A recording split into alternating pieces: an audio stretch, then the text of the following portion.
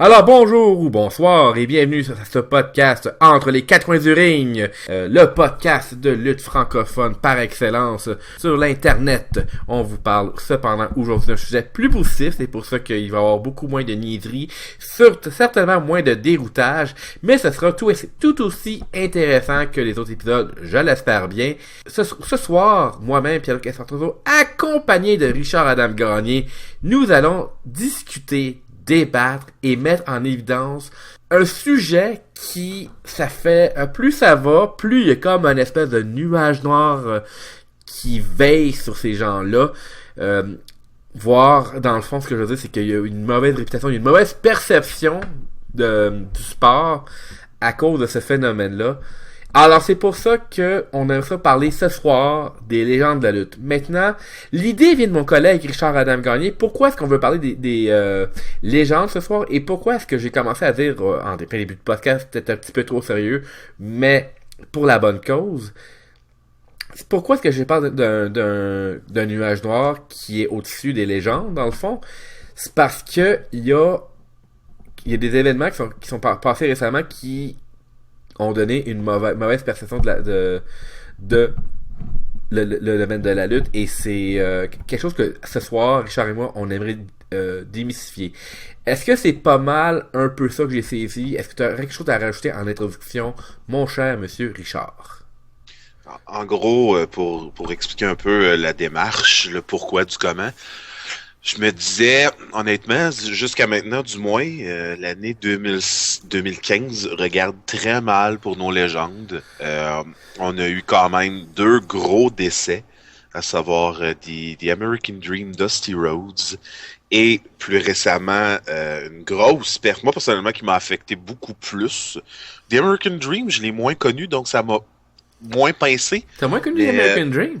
Oui, j'ai pas tant connu The American Dream, Dusty Rhodes, mais la perte de Roddy Piper, elle, par contre, est venue vraiment me pincer.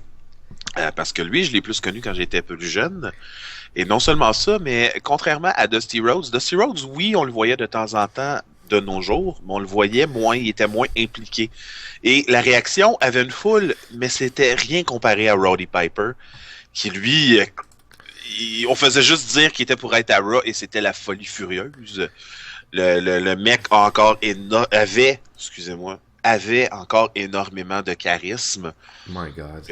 C'était une machine. C'était un des meilleurs psychologistes du ring. Le personnage, il savait comment agir, comment faire réagir. Et tout était complet chez ce mec-là. Et ça a été, en tout cas, pour moi, ça a été assez douloureux, cette perte-là.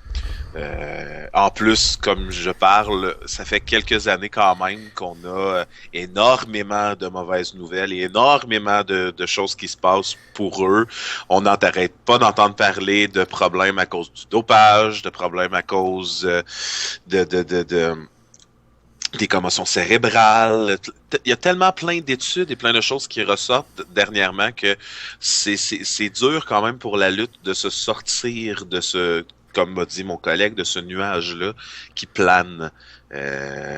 Heureusement, la fanbase est encore là. La fanbase ne lâche pas, c'est ce qui est agréable. Mais on s'entend au niveau des gens qui sont moins connaisseurs. J'entends plus autant aujourd'hui, la lutte c'est fake. On sait bien la lutte, c'est toutes des dopés qui tuent leurs femmes. Oh mon Dieu, ouais. Ou qui battent leurs femmes, ou qui sont pas aussi clairs, qui sont pas aussi clean, qui en ont de l'air. Mais ça avait surtout affecté les gens, parce que c'est comme si on disait que leur passé sordide venait les chercher. Exact. Donc, moi, c'est de là que mon idée de faire ce podcast-là est venue. Je voulais personnellement qu'on essaie de faire un beau podcast pour parler des points plus positifs et faire un peu, comme on dit, sortir les vidanges et garder le bon. Parce que je ne suis pas celui qui pense que les légendes ne servent à rien, qu'elles sont inutiles et qu'on devrait ne pas en parler. Non, mais les légendes servent à quelque chose. Déjà, en partant, les légendes comme Dusty Rhodes, comme Roddy Piper, comme Ric Flair, comme même Hulk Hogan, comme je vais me faire crucifier et je m'en fous, même Chris Benoit, ont été des joueurs majeurs et il y a aussi plus de personnes en passant, ont été des joueurs majeurs ces gens-là pour démontrer que la lutte était un art, était quelque chose de malgré tout sérieux, même son côté théâtral était quand même quelque chose qui pouvait faire partie de la culture populaire, même autant qu'underground. Fait que mais là, ces derniers temps, ces mêmes pionniers-là ont, pour reprendre ce que mon collègue dit, ont un mauvais karma, un mauvais présage qui les entoure. Puis ce présage-là, on est là pour vous démystifier, mesdames et messieurs, que c'est hyper exagéré. On va pas nier certaines de leur acte. On va pas nier le fait que, comme par exemple que Roddy Piper a eu une vie de rockstar qu'il a vécu au coton. Ça, mesdames et messieurs, on ne se le cachera pas, Roddy Piper, c'était une rockstar. C'était, si on veut, un petit peu le Elvis Presley de la lutte, dans la mesure que il en a fait en chien des conneries, Roddy Piper. Des fois, tu le voyais, puis il faisait un fou de lui-même. Je me rappelle d'une promo qu'il a faite avec Buff Bagwell, et ça faisait aucun sens, sa promo. Je sais même pas si c'était dopé, même pour cette promo-là. Je me rappelle pas qu'il était qui était gelé ou quoi que ce soit. Il fait juste des niaiseries. Parce que il disait dans le fond que Piper disait dans le fond, il disait quelque chose qui dans le fond rabaissait et en même temps remontait Buff Bagwell qui maintenait son sourire baveux parce que dans le fond il avait pas absolument rien compris et personne n'avait rien compris de ce que Roddy Piper disait. Mais que Roddy Piper, côté manière, côté gestuel, côté gimmick, côté comment vendre un combat, même si Roddy Piper, tu le regardes, tu penses que c'est un cure-dent. C'est comme a dit mon collègue, c'est un grand psychologue de la lutte. Ça change pas le fait que Roddy Piper pouvait vendre quelque chose. Il n'y a pas eu cette intercontinentale en battant Jacques Rougeau parce qu'il était pas considéré comme une valeur sûre. Il était considéré comme une valeur sûre. C'est pas pour rien. Mais, tu sais, Piper a quand même emmené si tu veux, dans son côté divertissement, il y a une de ses phrases fétiches. Quand tu penses que tu as tout compris, en réalité, tu n'as absolument rien compris. When you think you got all the answers, I just change the questions. Puis tu sais, ça c'est quand je faisais ça. Roddy Piper, pas tant sur le sujet, c'était justement un personnage. C'était plus un personnage qu'un lutteur, ce gars-là, même s'il a déjà fait de la boxe, il a déjà eu les Golden Gloves, je me rappelle bien.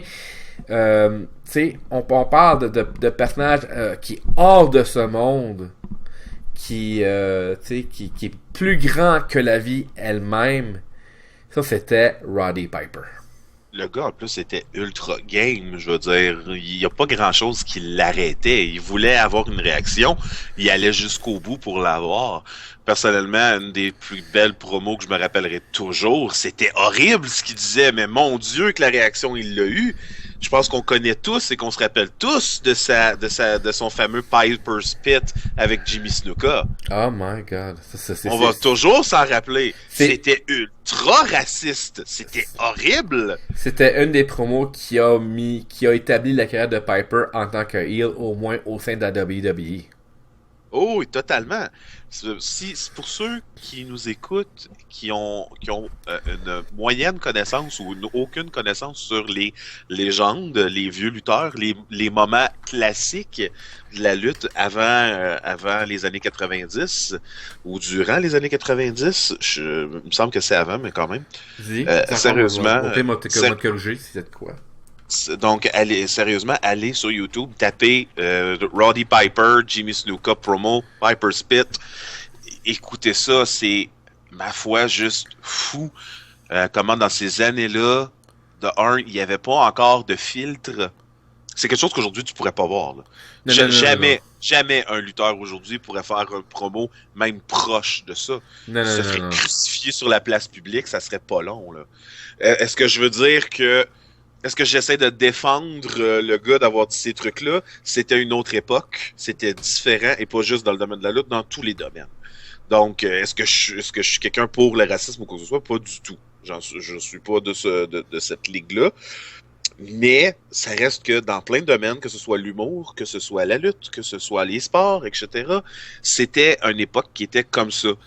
Et Roddy Piper en a profité et a poussé la chose jusqu'au maximum avec son Piper Spit avec Jimmy Snuka, de le traiter de singe, de gorille, de carrément éplucher des bananes puis se mettre à le narguer.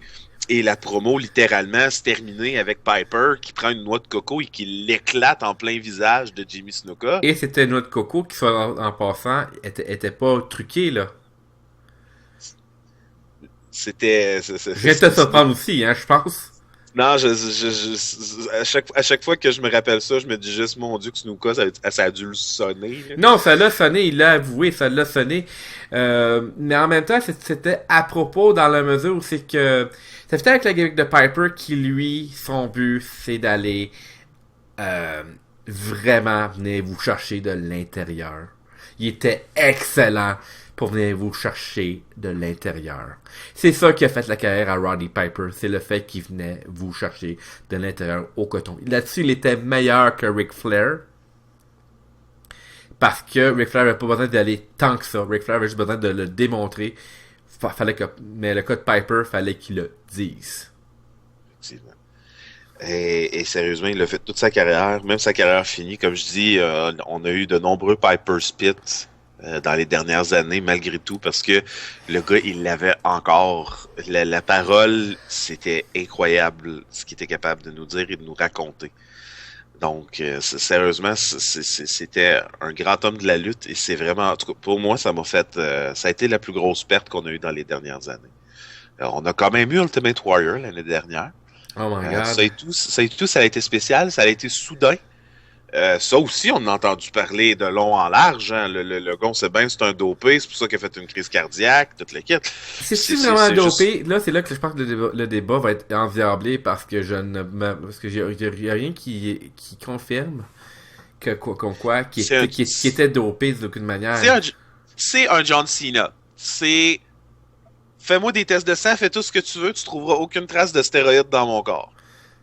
Est-ce que vraiment il y a rien, on le saura jamais. Non, les stéroïdes, je suis sûr, moi je suis sûr qu'il en abusait. Moi je te parle, mettons, comme Piper. Moi, quand je parle de dopage, je parle de ça. Là. Ok, moi je parle comme Piper, malheureusement, effectivement, c'est de la cocaïne, c'est le joint, c'est pas mal d'affaires. Piper, il en a fait des drogues. C'est pour ça que je disais que Piper, c'est un peu il était rock'n'roll, c'est un peu le Elvis. Il a fait des conneries, mais il en a fait des affaires. Il était pas juste game dans le ring, il était également game hors du ring. Donc, moi, je parle vraiment du dopage au niveau des stéroïdes pour ce qui est de Ultimate Warrior. Moi, personnellement, étant plus jeune, c'est assez drôle à dire parce que pourtant, c'était un personnage qui était dirigé vers les personnes de mon âge quand je l'ai connu. J'ai pas accroché tant que ça. J'étais vraiment accroché à Shawn Michaels. Je lâchais pas Shawn Michaels dans ces années-là. Il y avait rien qui pouvait me faire décrocher. Mais j'admets que le gars... T'avais une énergie surnaturelle. Le gars était là pour le show. Oui. Il était là pour le public. Oui. Et c'était... tu le regardais dans le ring et c'en était démoniaque. Il avait l'air possédé du démon du guerrier éternel. C'était... Le gars avait l'air juste immortel. Il se faisait démolir la gueule, puis il se relevait. Mais c'était pas Hulk Hogan que ça paraissait fake, là. Le gars, non, il se relevait, là, puis il se pompait à fond, puis il se mettait à... Puis il attendait juste le bon moment, puis boum, boum, il se mettait à striker son adversaire. C'était pas comme Hulk Hogan, qui était comme juste... Il taunt, puis là, comme... Toi, je vais te casser la gueule, puis tu vas arrêter. Non, c'était vraiment comme le gars avait l'air d'absorber la douleur et de faire... Et d'exploser. Effectivement, tu marques un bon point là, parce que Hogan, des fois, il se faisait battre, c'était le drame. T'appliques ton finish sur Hulk Hogan, ou une grosse prise sur Hulk Hogan, 1, 2, il kick out, pis là, il Hulk up. Il Hulk up comme si de rien n'était. Ouais. Tu sais? Ça, c'est toujours quelque chose qui a été gossant. Pas juste avec Hulk Hogan, il y a plein d'autres lutteurs qui ont fait ce genre de choses-là. Mais Hulk Hogan particulièrement. Oui, c'est ça. Ça a été le premier à vraiment, je pense, apporter cet élément-là. Non, mais ça, ton finish me fait rien. Ça, c'était un coup de, entre guillemets, génie de Vince McMahon. Fait qu'entendons-nous, qu'est-ce qui est juste plate, c'est que ça tue un peu la psychologie de la lutte, mais en même temps, tabarouette, Hulk Hogan a quand même réussi à faire des millions en faisant ça. Puis Vince McMahon a quand même réussi à être un millionnaire en faisant ça. En promouvant ça. Fait écoute, c'est pas... tu sais, c'était ça qui a toujours été l'affaire de WWE et c'est ça que Ultimate Warrior a compris. C'est le spectacle. C'est le sens spectaculaire. Au niveau des pertes, j'aimerais parler d'une dernière personne avant qu'on change de sujet. Pour moi, la plus importante, je l'ai absolument pas connue. Mais pour moi, ça reste la perte la plus importante qu'on a eue dans les dernières années. Feu Mad Dog Vachon, notre Québécois, notre grand lutteur. C'est quoi? C'est une bonne chose que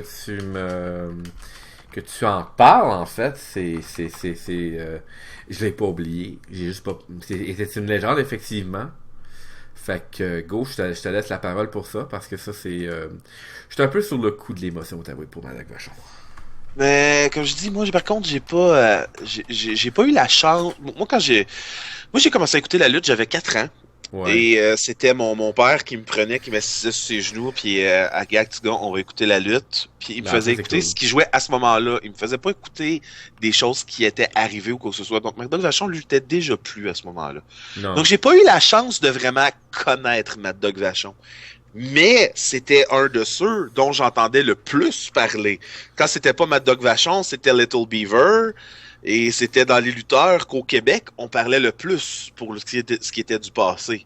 Oui, il y avait les grandes stars aussi, mais sinon, quand on était au Québec, on parlait de lutte québécoise. Les noms que moi, personnellement, venaient le plus souvent à mon oreille, Mad Dog Vachon, Little Beaver. C'était toujours ça. Et Mad Dog Vachon, une fois que j'étais plus grand un peu, qu'on a eu accès à l'Internet et tout, je me suis mis à regarder un peu ce qu'il faisait. Je regardais ses promos, je regardais comment il agissait. Et le gars, clairement... ça a été l'incarnation d'un personnage comme en réalité on n'a pas vu souvent. Le gars, c'est pas pour rien qu'il se faisait appeler le Mad Dog. Il était réellement le Mad Dog. Tu le regardais avec les dents tout croche, il avait juste l'air d'un chien enragé. Sa manière de parler, il grognait. Il était le Mad Dog de A à Z. Et le gars avait énormément de talent dans le ring. On s'entend... le gars, avant d'être lutteur, avait été quand même, si je ne me trompe pas, avait fait de la lutte professionnelle. La lutte amateur qu'il a fait. Ouais. Il a pas été champion canadien ou quelque chose comme ça? De ce que je lis présentement, c'est qu'il a fait de compétition aux Jeux Olympiques de 48 à Londres. C'est ça, je suis pas fou. Il a vaincu le champion de l'Inde en 58 secondes. Il s'est quand même placé en 7e place dans les catégories des 174 livres.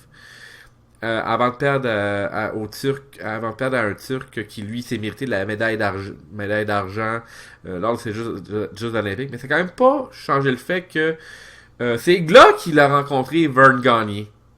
Exact. Fait que c'est quand même, le monde est devenu petit, mais ça a quand même ouvert une porte. Ces compétitions-là ont quand même ouvert une porte à la carrière future de Mad Dog. Ben c'est ça, c'était une belle époque pour ce temps-là en plus. Je veux dire, nous, quand on a commencé à écouter la lutte, pour la plupart, on est arrivé à une époque où est-ce que les personnages, c'était un peu n'importe qui, et puis que les personnages, ils voulaient juste essayer de créer un personnage boboche, qu'on a eu le Garbage Man, on a eu l'homme vaudou, c'était juste des caricatures. Et les gars, genre, avaient peut-être un certain potentiel, mais n'étaient pas nécessairement des lutteurs. Ils étaient vraiment étiquetés à leur personnage, ils apprenaient à lutter sur le top, et voilà, c'est tout. Mais l'ère de Mad Dog Vachon, c'était une ère où est-ce que les lutteurs étaient de réels lutteurs, étaient de réels athlètes. Et c'est ça qui fait la différence. Quand on regarde les matchs de ce temps-là, Parce qu'on s'entend, dans ce temps-là, le high flying, ça n'existait pas. T'avais même pas le droit. C'était un règlement. T'avais même pas le droit de monter sur la troisième corde. Non, effectivement, si tu sautais la troisième corde, si tu passais par-dessus la troisième corde, tu étais disqualifié. Exactement. Ça, c'était les règles plus typiques canadiennes, ceci dit. Les règles américaines l'appliquaient aussi, mais ils commençaient à s'en délaisser quand que... quand ils voyaient que cette règle-là limitait les lutteurs, peut-être pour une bonne raison, remarque bien, mais en même temps, ça attirait moins le public. Et t'avais des lutteurs qui étaient quand même willing, comme justement Edouard Carpentier, quand il était un des pionniers de la lutte high flying. C'est vrai. Fait que quand je disais au début que des légendes qui il y a une mauvaise image, il y a une mauvaise image de projet sur eux, mais pourtant c'est grâce à eux s'il y a de la lutte, faut pas non plus oublier ça, faut garder ça absolument en tête, sinon c'est un peu comme ignorer ce que ces grands hommes-là ont fait. Je pense que même toi et moi, on est devenus des fans basés sur des personnages comme Mad Dog Vachon, Dusty Rhodes, Roddy Piper. Ça. On a été plus accrochés, parce que moi, pour ma part, plus le personnage n'était pas une caricature, donc semblait réel, transperçait l'écran, plus j'appréciais. Comme je dis, les garbage men, les joueurs de hockey, on en a eu de long en large, des personnages que c'était juste trop. Puis on s'en rappelle plus de ces gars-là, là, pratiquement. Là. On sait qu'il y a eu une gimmick de ça, mais c'est quoi son nom? C'est quoi qu'il faisait? On ne rappelle plus pas en tout, là, ça. C'est pas resté dans notre... C'est parce que c'est également ces gens-là, comme justement les Mad Dog Vachon, le gars je lis ici, Mad Dog Vachon, on parlait tantôt qui faisait qui a passé aux Jeux Olympiques Jeux Olympiques d'été de 1948 à Londres. Fait que c'est quand même un lutteur d'antan, mais c'est quand même un lutteur qui a eu une belle carrière, puis a eu une belle présence. Puis écoute, Maurice Vachon a quand même vécu jusqu'à 84 ans, et puis ça, en passant, c'est un homme qui s'est fait quand même amputer une jambe par un chauffeur. Effectivement. Fait que le gars était un combattant. Mm-hmm. Puis il abandonnait pas. Fait que c'est parce que tu sais Mad Dog Vachon, il y avait pourtant rien pour lui.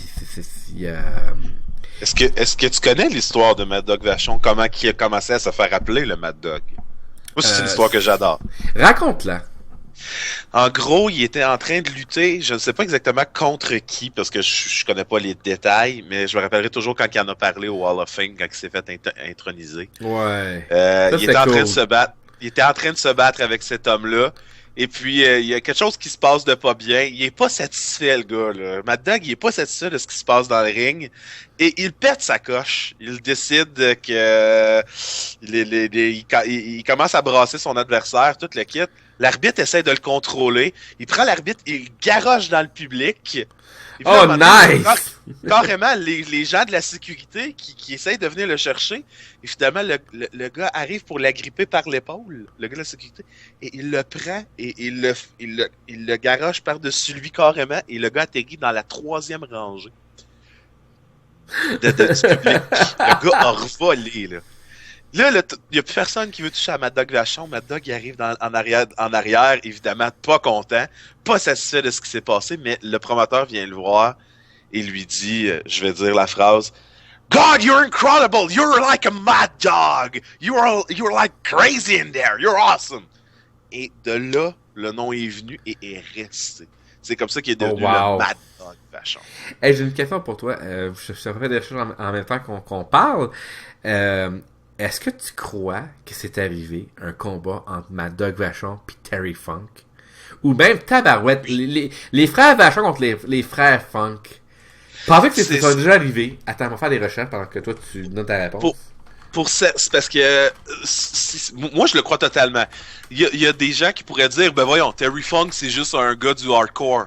Non. Oh mon Dieu! Oui, dans les dernières années, quand on a vu Terry Funk réapparaître, c'était Monsieur Hardcore avec Cactus Jack. Et il a été reconnu dans ces dernières années comme étant un lutteur hardcore et a fait sa renommée dans ces dernières années comme étant genre un hardcore wrestler. Oui! Mais s'il vous plaît, ne vous arrêtez pas à ce genre de choses-là et vous décidez que c'est la réalité. Parce que, mes amis, Terry Funk, bien avant d'être un lutteur hardcore, était un des meilleurs techniciens qu'il n'y avait pas dans le ring. Il a eu une très grande carrière, il a été champion du monde. Oui. Et il avait énormément de talent. Et c'est quelque chose qui mérite d'être vu. Si vous ne connaissez pas Terry Funk de ces années-là, prenez le temps d'aller voir des matchs. Mais il est quand même connu comme étant un wild man. Oh oui! J'y enlève pas ça. J'essaie pas de le protéger. Non, mais le tout. gars n'a pas fait que du hardcore et n'était pas qu'un homme du hardcore.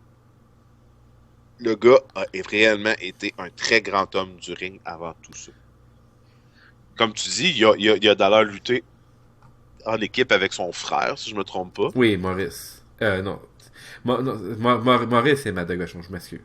C'est ça. Donc, non, c'est ça. Terry Funk a vraiment... C'est triste parce qu'aujourd'hui, genre, le mois dernier qu'on entend parler de Terry Funk, tout le monde oublie cette chose-là ou ne savent pas cette chose-là.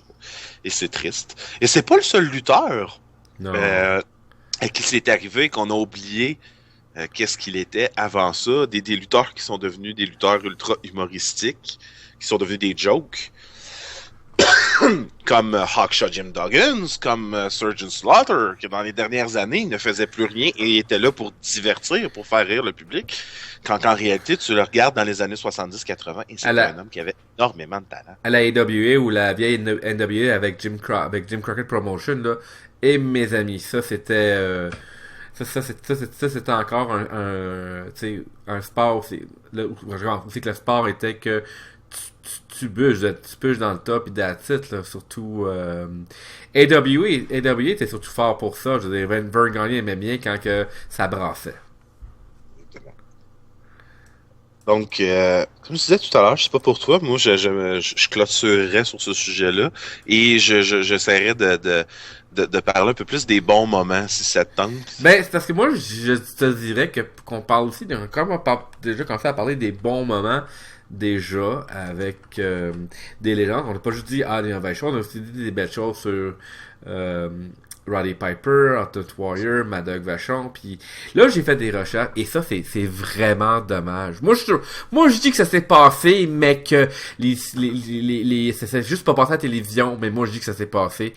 Là, il n'y a pas de preuves encore. J'ai pas encore trouvé de preuves comme quoi que les fans ont affronté les Vachons à la AWA, mais moi je suis sûr que ça s'est passé au moins une fois dans un gala territorial hors circuit ou hors de la télévision, parce que parce que les fans ont déjà été adorés.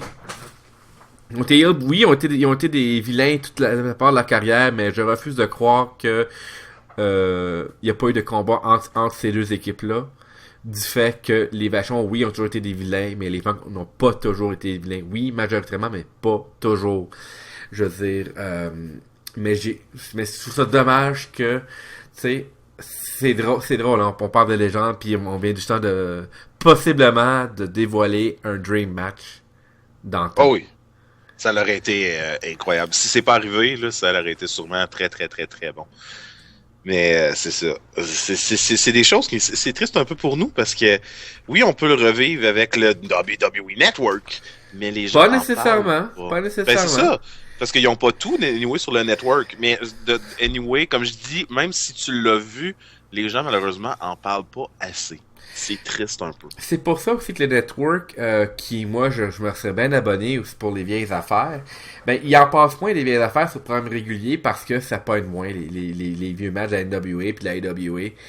Et c'est dommage. Mais pas le même style. Non, c'est pas le même style qu'aujourd'hui, c'est sûr. Puis oui, il faut que la lutte évolue. Mais c'est des fois dans n'importe quel business, là, c'est bon des fois de prendre des vraiment vieilles méthodes, de revenir en arrière, puis let's go.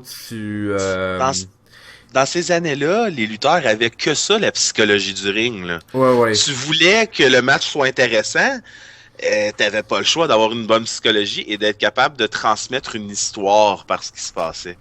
Et c'est ce qui fait que dans ces années-là, il y avait excellent psychologiste du ring. Là. Oui. On parlait tout à l'heure de Roddy Piper, mais on peut parler longtemps de Jake the Snake Robert aussi. Je te dirais Robert était incroyable. Il y a eu Raven. Genre, c'est pas nécessairement une légende encore, mais encore là, moi je le compte comme une légende parce qu'on le voit moins aujourd'hui. Il y a eu Raven, qui, ma foi, était un homme incroyable. On l'oublie, puis encore un lutteur qu'on lui étiquette, une étiquette de hardcore guy. Mais le gars était capable de faire n'importe quoi. Et Scott Levy était beaucoup plus psychologique que hardcore. C'est juste que il était gutsy à prendre des coups de chaise violents sans se protéger ou quoi que ce soit. C'est ça. On a juste à penser à quand il s'est fait pas shaver, mais bien scalper la tête. Ouais. C'était horrible. Ouais, mais j'ai pas vu ça, mais quelque chose me dit que je veux pas voir ça. À ECW, hein? Ouais, effectivement, c'était j'oublie tout le temps son nom. Le manager de Abyss au début. Mon Dieu. Toi, tu parles de... Ah, mon Dieu. Tu parles de... Il s'appelait The Sinister Minister à ECW. C'est Dave... Je pense que c'est Dave Mitchell ou... Oui, exactement. C'est Dave Mitchell ou... Oui, c'est Dave Mitchell. Donc, pour ceux qui le connaissent pas, vérifiez. C'était un des très grands managers qui, malheureusement, on n'aura jamais vu à la James Mitchell, excusez-moi. James Mitchell. Pas Michel, James Mitchell. C'était un excellent manager. C'est encore un excellent manager. Ouais, mais il fait plus grand chose. Il est plus, il fait plus de télévision, puis mais ça aurait été cool qu'il ait son moment à la WWE. C'est un des gars qui l'aurait mérité. Mais c'est ça. Mais en gros, c'est ça. Je sais pas exactement qu'est-ce qui arrive. Comme je dis, j'ai jamais vu tous les détails. J'ai toujours vu que le moment du scalping. Et en gros, dans le fond, Raven perd un match ou quoi que ce soit. Il se retrouve attaché à une chaise de barber. Mais James Mitchell qui fait pas juste prendre le rasoir et le raser, là, qui enlève le cap. Il y avait que il démange et il y avait vraiment que la lame après le rasoir. Là. Et qui se met à raser Raven. Attends, sérieux, à un moment donné, ça commence à pisser le sang. C'était horrible. Quand, ça? Je sais pas exactement. Je suggère pas aux gens qui nous écoutent de vraiment checker ça, même si après avoir dit ça, dans le fond, c'était une insistance pour que vous ayez checker ça. Le podcast entre quatre coins d'urine n'est pas responsable des mots de cœur qui en suivront. Ou des Par contre, vous avez quand même averti que c'est quelque chose d'assez heavy metal, que même moi j'ai pas eu, parce que je suis pas sûr que j'aimerais voir par respect de la chose, mais parce que je me rappelle d'une histoire où c'est que je sais qu'il y avait beaucoup de... Je sais qu'il y avait une rivalité, une vraie rivalité entre James Mitchell et Raven. Je sais que les deux ne s'aimaient pas du tout, pour de vrai. Ok. C'est possible. Mais j'ai pas été... On en a parlé dans un autre podcast. J'ai pas écouté la ECW. Je connaissais pas ça. Tu vois, moi, oui. C'est ça. Donc, toi, t'es plus placé pour en discuter. Oui. Mais c'était un divertisseur écœurant. Et là, je t'apprends lire ce qui est bien dommage. En 2009, il s'est essayé à FCW, à Florida Championship Wrestling. Mais s'il voulait avoir son try-out pour se faire tester voir s'il serait un bon manager ou pas, s'il pouvait être accepté en tant que manager, il fallait qu'il paye 1000$. Puis il avait été 6 mois en retard pour ça. Oh, ok. Mais ça, c'est en même temps... On parle toujours de James Mitchell. On parle de James Mitchell, ce qui est quand même bizarre, parce que James Mitchell, c'est quelqu'un qui peut apporter beaucoup à un gars-là, vu son charisme et sa présence omniprésente et indéniable. Mais il fait partie de l'école des Paul Bearer, des Jimmy Hart, des Paul Heyman. Mais en même temps, James Mitchell ne peut faire qu'une chose, puis c'est d'être un sadique. Non, c'est d'être un l'équivalent de Satan, je veux dire.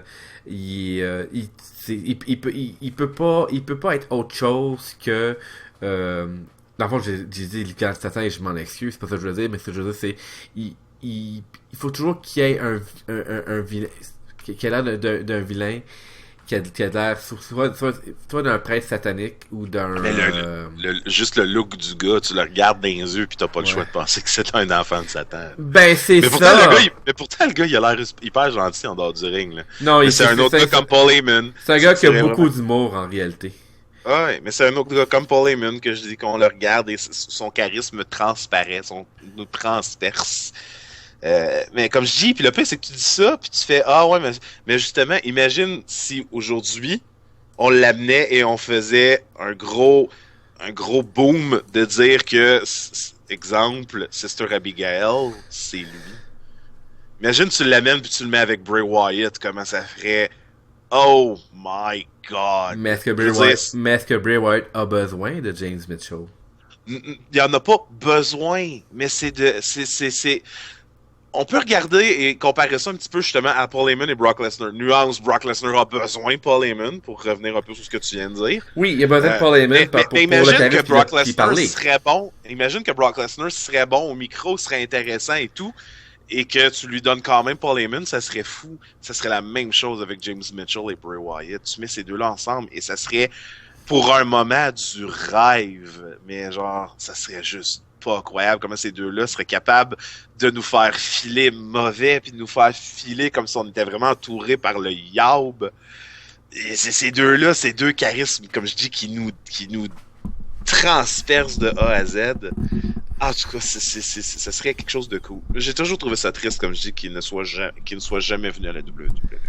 Il y a juste, non, c'est parce que dans le fond, il a juste été mal informé, puis il fallait qu'il paye 1000$ pour son tryout, puis ça, c'était peut-être un petit peu de la merde, mais je pense pas qu'il ne voulait pas le faire. Je pense qu'il voulait le faire, parce qu'il s'était quand même déjà rendu. Sauf que là, il a décidé de faire autre chose de sa vie, tu sais. C'est quand même un gars qui également a participé à des... à la musique, crois-le ou non. Je veux dire, il a quand même participé à... Il a écrit de la musique country, c'est ça, hein? Je sais pas s'il écrit de la musique country en tant que tel. Je sais pas. Je sens joke. mais ça aurait pu. Écoute, là, si JBL a déjà gagné des prix pour son jardin, des prix de première place pour son jardin.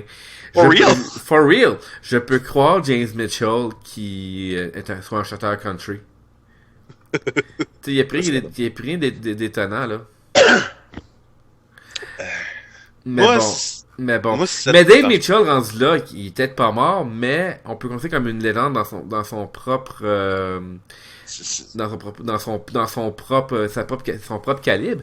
Et aussi, je peux me permettre le commentaire. C'est quand même aussi un homme qui a déjà été acclamé par la foule, a déjà été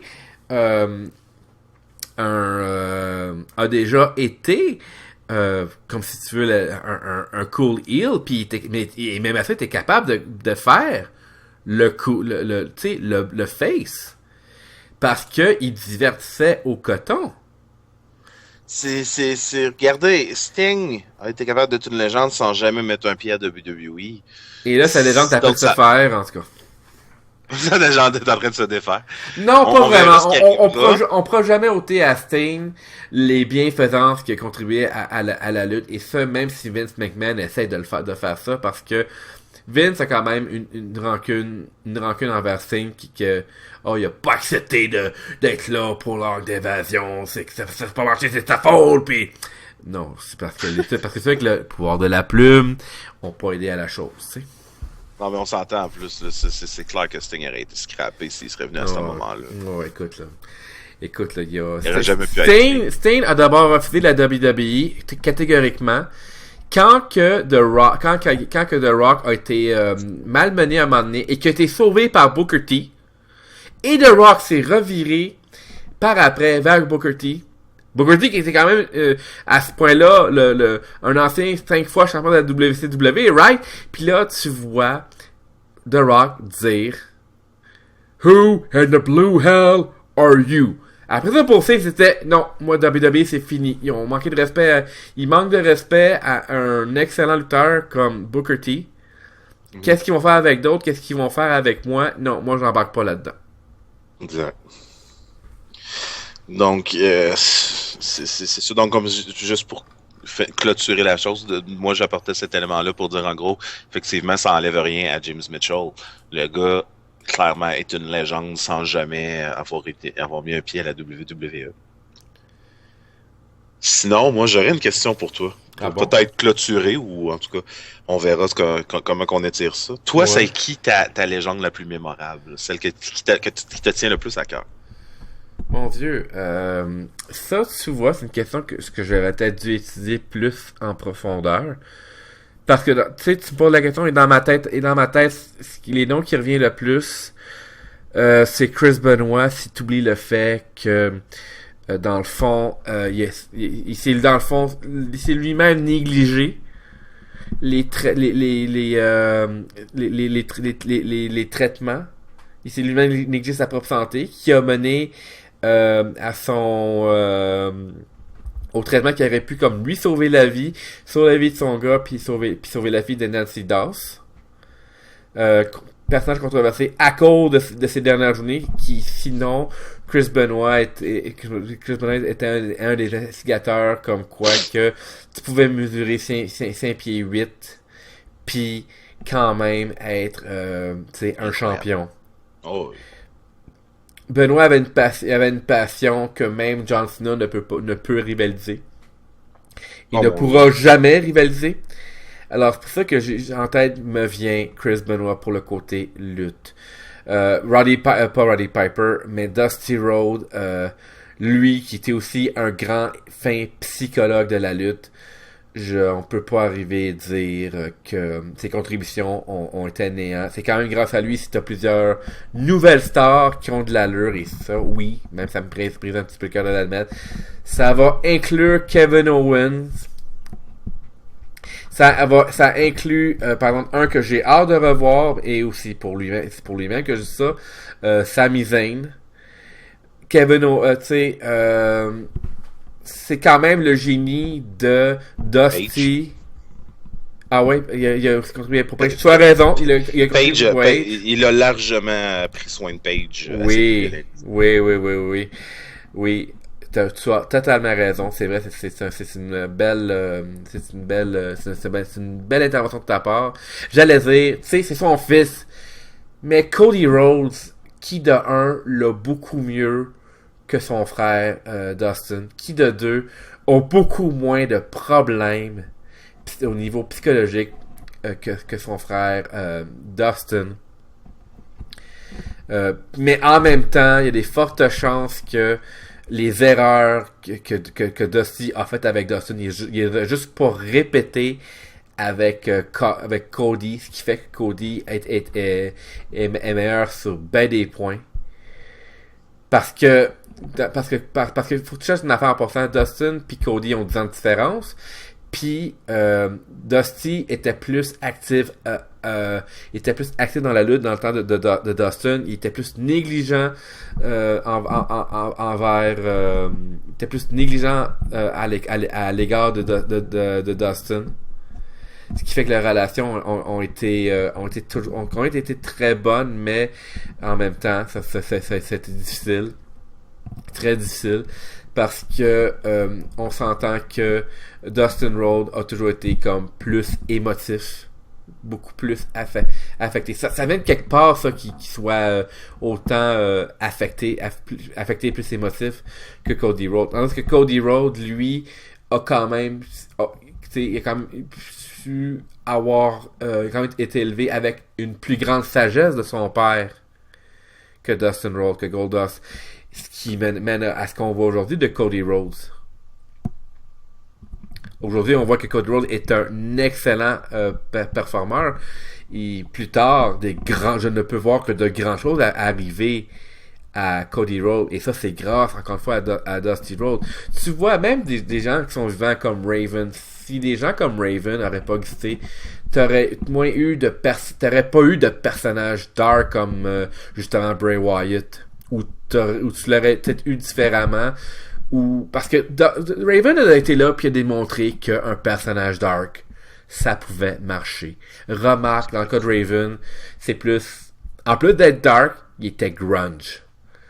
Fait qu'il y avait encore beaucoup moins beaucoup moins il y avait encore beaucoup moins il y avait plus de choses contre lui que pour lui, et pourtant, et avec le génie de Paul Heyman, Raven est un personnage qui est devenu emblématique, justement parce que le travail derrière a été bien appliqué. Ça, c'est des affaires pour revenir à Chris Benoit, pour revenir à Raven, pour revenir à Dusty Rhodes. Mot-clé ici, c'est le travail. Ces gens-là ont travaillé pour que la génération présente puisse prospérer. Et on espère que par après, ce soit cette nouvelle génération-là, la région courante, devrais-je dire, qui soit capable de vraiment donner un dernier hommage aux Dusty Rhodes, aux Ultimate Warriors, aux Roddy Piper, et arriver puis dire, ces gens-là ont fait la lutte, et ça ont fait la lutte de cette manière-là, et ça a super bien marché. Avec l'évolution, on peut encore en prendre de ces gens-là pour que la lutte soit encore, si tu veux, un sport théâtral, et que ça donne pas du gros fucking n'importe quoi, comme malheureusement on en voit de plus en plus souvent. C'est ce qui me rend le plus triste, moi. Vas-y. C'est que, pour reprendre une de tes phrases fétiches, c'est que ce ne soit pas eux, des gens comme Raven, des gens comme Dusty Rhodes, etc., qui aujourd'hui est le pouvoir de la plume. Parce que eux, le pouvoir de la plume, sauraient exactement comment builder une storyline, sauraient exactement comment écrire quelque chose, et ce serait vraiment du génie aujourd'hui. Tu sais quoi? Ça, c'est un des grands commentaires de légende à légende. Un des plus grands commentaires, un des plus grands commentaires que j'ai entendu, c'est Jake the Snake Roberts, s'il était pas si dopé, s'il était pas dopé, mais s'il était pas gelé 24 heures sur 24, 7 jours sur 7, il serait un des esprits de lutte les plus génial de notre temps et du futur, et même du passé. Il aurait été meilleur que même Ole Anderson, qui autant Ole que Arn Anderson sont considérés comme étant, pour la lutte, sont considérés comme étant parmi les plus grands génies du sport. Ole Anderson, il a souvent été booker avant que ça devienne plus divertissement à la lutte. Et Ole Anderson avait, comme si c'était pas une des meilleures têtes, il avait la meilleure tête de lutte de sa génération. Je sais pas mais je pense que toi t'as pas connu tant que ça Ole Anderson. Non, effectivement. Non, c'est Ole Anderson, c'était quelqu'un de rough, comme on dit en anglais, rough and gruff. C'est quasiment l'armée avec lui. Mais en même temps, il te faisait comprendre, même si c'était des fois difficile de prendre tes bookings, que c'était nécessaire. Ole Anderson comprenait que la lutte, fallait que ce soit long terme. Surtout si tu fais toujours des spectacles, puis que les gens suivent avec la télévision. Si c'était court terme, tu pouvais perdre ton audience, et ça, si tu perds ton audience, mais t'as plus de lutte, éventuellement. C'est vrai. Je suis très d'accord. Écoute, t'as des légendes qui sont encore vivantes, qui, même des fois, un peu inexplicablement, ben ça dépend. Dans le fond, je dis inexplicablement, mais on t'en parler d'une légende vivante. Ric Flair. Parce que dans le fond, Ric Flair, il a admis lui-même, il a juste fait peut-être... il s'est essayé les stéroïdes 3-4 fois. Et pourtant, Ric Flair, le plus qu'il a peut-être fait, le pire qu'il a fait Ric Flair, c'est juste d'être sur le party et l'alcool. Lui 24 heures sur 24, 7 jours sur 7. Ric Flair, au meilleur de mes connaissances, s'est jamais gelé. C'est sûr qu'il a jamais pris de l'héroïne. Il a jamais pris de la coke. Et quand on peut savoir ça, c'est, regarde Ric Flair. Tu l'as vu, si t'as regardé Raw, ceux qui ont regardé Raw de, je vous dirais, du 23 au 24 août, je confirme que c'est le 24 août, qui est apparu, me semble. OK, il y a pas de l'air de son âge, il y a pas de l'air d'un je pense qu'il y a 64 ans d'affaires comme ça, Ric Flair. Tu sais, il y a de l'air plus, il y a toujours eu de l'air plus jeune. C'est pas juste les bons gens de 66 ans en passant. Tu sais, ce qui est également bien conditionné, puis lui, les stéroïdes, c'était à l'effet expérimental, mais quand il s'est rendu compte que c'est pas ce qu'il voulait, puis que ça pouvait avoir des conséquences en faisant plus d'études, il s'est rendu compte, non, je touche pas à ça. Fuck you. Tu sais, fait que Ric Flair, lui, c'est Ric Flair, c'est lui, c'est sûr que il était sur le party beaucoup. Il faisait des dépenses excessives. Il était baveux. Je sais pas si t'as déjà entendu parler, surtout dans le temps de Evolution, qu'est-ce qu'il pouvait faire. Qu'est-ce que tu veux dire? Et j'ai entendu plusieurs histoires de ce type-là. Quand, en gros, Ric Flair sortait ou quoi que ce soit, il buvait un petit coup, quoi que ce soit, il aimait énormément ça, narguer et baver les gens autour de lui. Et une fois que la personne ne veut pas pogner, puis étant à crise, voulait sacrer une volée à Ric Flair, oups! Hey, Batista, gars, c'est mon ami Batista. Puis il se cachait derrière Batista, puis apparemment qu'il était ben baveux aussi. Qui faisait beaucoup de coups comme ça. Ah, ouais, une fois que la personne est un peu trop choquée, oups, je vais aller rejoindre mes chums de gars, oups, on est rendu 4, il va se calmer. Dans le temps des Four Horsemen, plein de trucs comme ça. Ça enlève Evolution, tu veux dire? Ouais, ben dans le temps d'Evolution, c'était derrière Batista. Dans le temps des Four Horsemen, ben, c'est Arn Anderson, I guess. C'est ça. Donc c'est quand même drôle, mais en même temps, ça fait partie du personnage. Le gars, il était comme ça, genre dans le ring anyway. Donc oui, on peut dire c'est bien un baveux, c'est bien un trou de cul, mais non, c'était Ric Flair. Il était de même 24 heures sur 24. Il était sur le party. Il était... C'est comme je dis, c'était Ric Flair. The jet flying, girl steeing, son of a gun. Je sais pas par cœur, là. Non. Mais c'est long de même son affaire, là. Ouais. Trailblazing. En tout cas... Ouais, bon, je comprends. Mais c'est ça, fait que non, c'est ça, mais c'est comme je dis, ça n'enlève rien au gars de son talent. Mais c'est drôle à dire que il vraiment, comme tu dis, il était sur le party 24 heures sur 24. C'était genre, je bois, je fais pas de drogue à rien, mais les femmes, abus de femmes, abus d'alcool, let's go, c'était de rock and roll life. Non, c'est ça, mais c'est ça, c'en a un autre qui avait une vie de rockstar. Mais, justement, contrairement à son ancien meilleur ami qui est maintenant mort, qui était d'ailleurs son garçon d'honneur à son mariage, à son premier mariage, je parle de Roddy Piper en passant, Ric Flair, c'était juste l'alcool. Exact. C'est ce qui l'a sauvé. Comme je dis, il a jamais fait de drogue, mais j'ai lu le livre 2-3 fois de Ric Flair, puis je me rappelle de ce chapitre-là qu'à un moment donné, il sort d'un party, il est genre 3h, 4h du matin.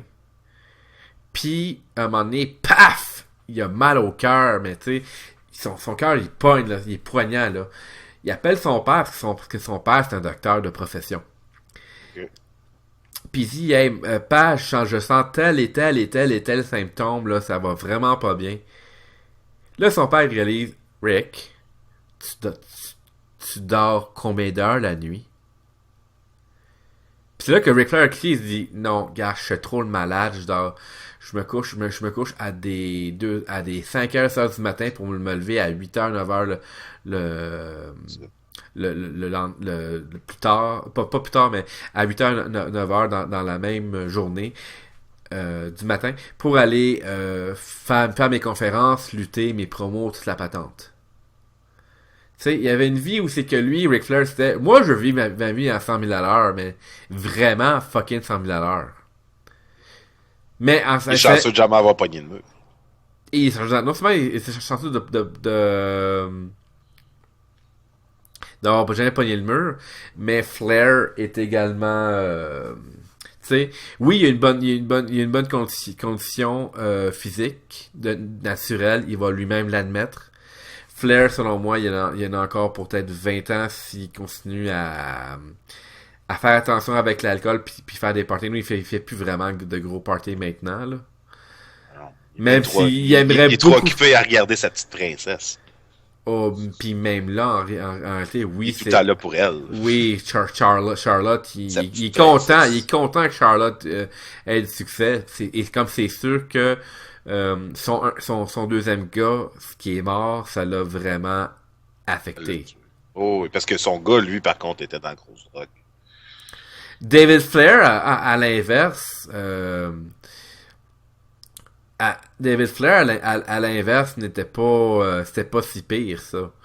C'est, comme je dis, c'est plus, c'est ça, c'est son fils Reed. Ça, il est mort à 25 ans, mec. Il est mort à 25 ans. Il est mort avant nous autres, là. Tu sais, fait que c'est, wow, pauvre gars. Puis il est mort à cause, justement, ça, d'une overdose d'héroïne. En plus de d'autres drogues prescrites. C'est triste. Mais tu sais, mais pense à Flair. Flair, lui, il a ça, sa confiance. C'est comme n'importe qui maintenant, les Dusty Rhodes, les Roddy Piper, ont confiant que leur mari, qui était plus large que la vie elle-même, ils sont morts, on se rappelle ensuite, ben c'est quoi, ces gens-là, ces légendes-là, sont quand même malgré tout humaines. Exact.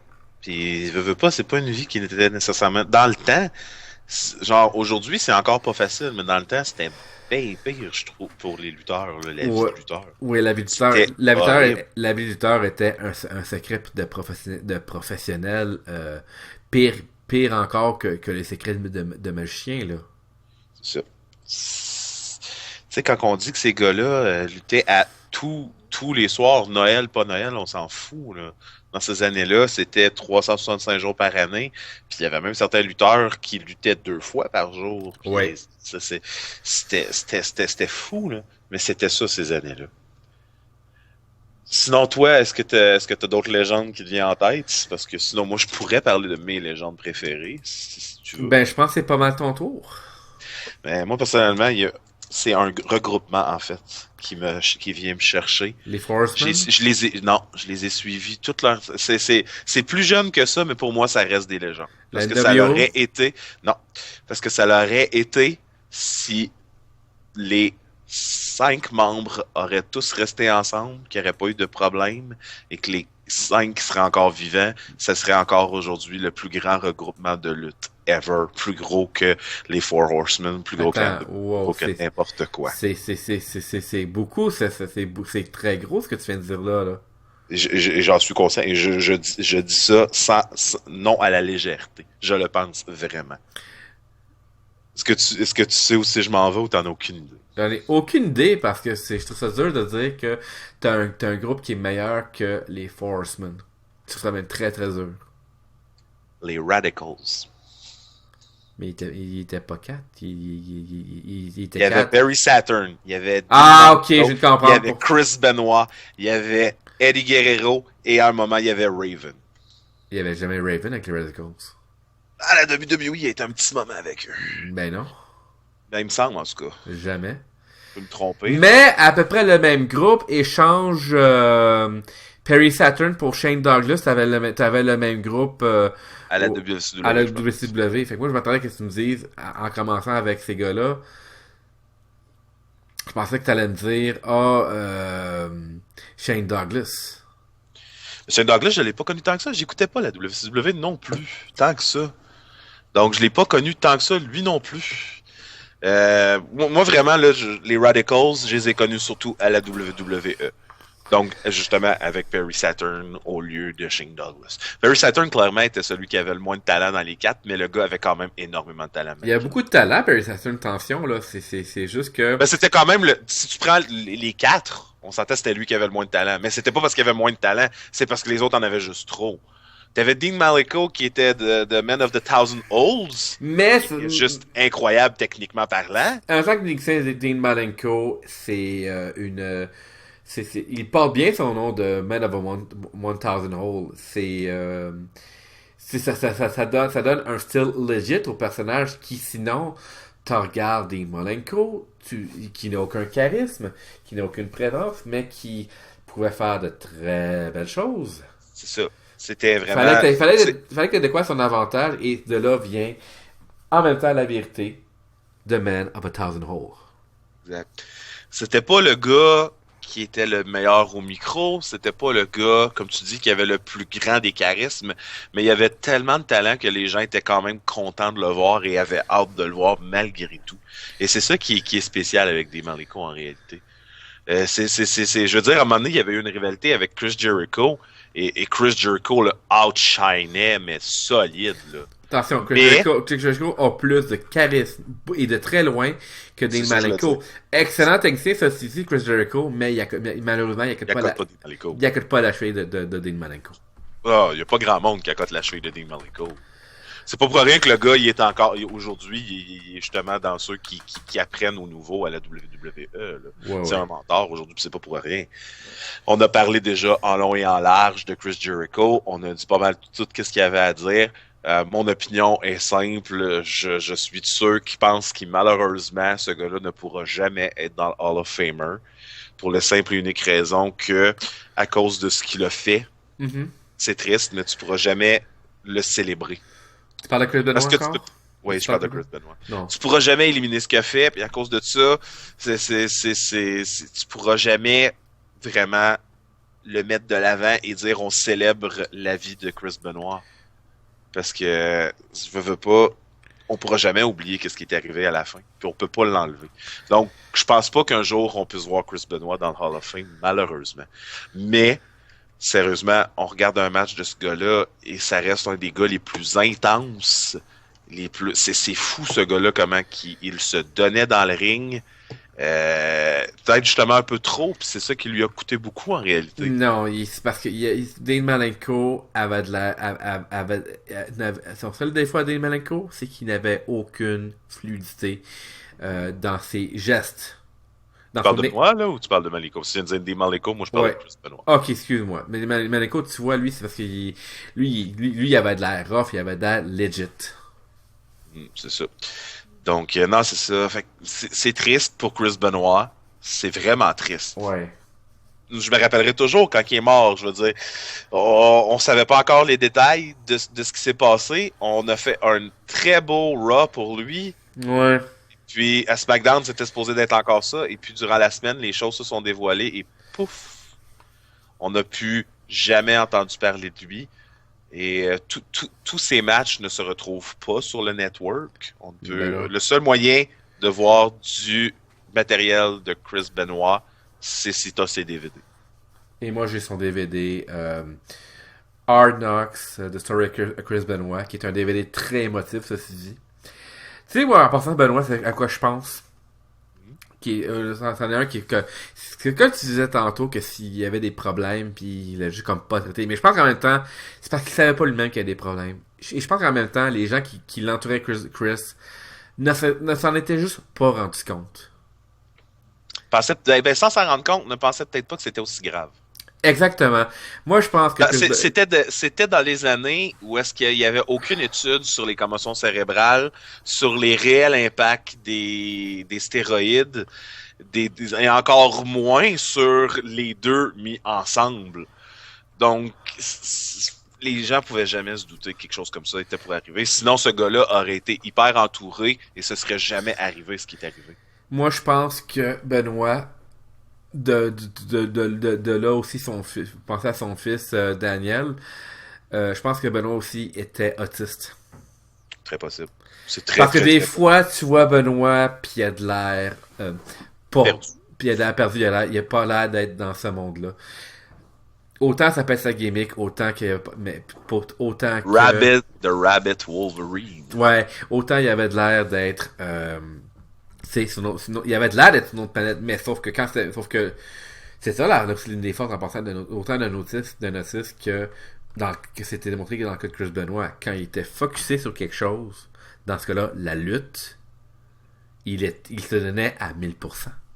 Oh, oui, totalement. Il y avait, les gens l'ont dit, à la fin, il n'y avait plus que la lutte pour lui, là. Et son fils, parce qu'il aimait beaucoup son fils, mais là, il s'est rendu compte que Christy, mon fils, il est autiste avancé, fait que fuck, qu'est-ce qu'on peut faire?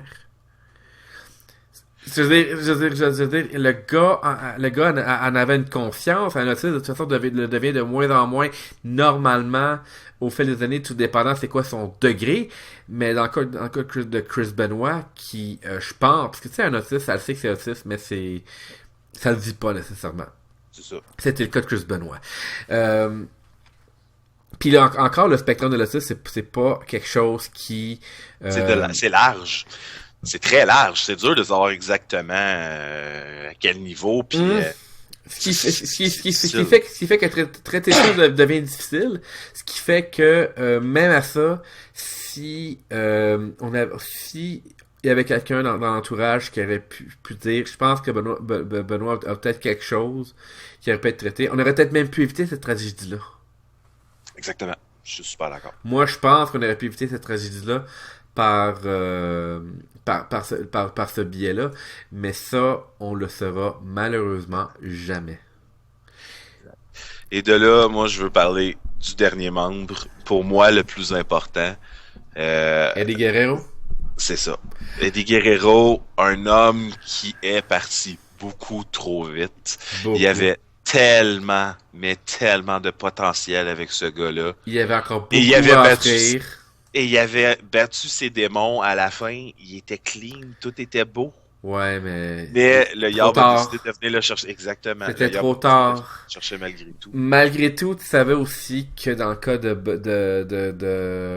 je veux dire Chris Jericho, mais on parle de Eddie Guerrero, parce que ça me fait quelque chose dans le cœur aussi, Eddie Guerrero. Peut-être même plus que Benoît sur certains points. Parce que Eddie Guerrero, tu vois, lui, c'en est un qui a vécu ses démons.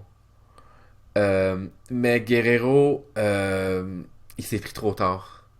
Parce que quelqu'un qui m'a expliqué que, tu sais, il était beaucoup sur le jeu Guerrero. Sans ça, il y a pas une autre raison que tu peux expliquer pourquoi il avait les bras si gros, puis les veines qui ressortaient autant que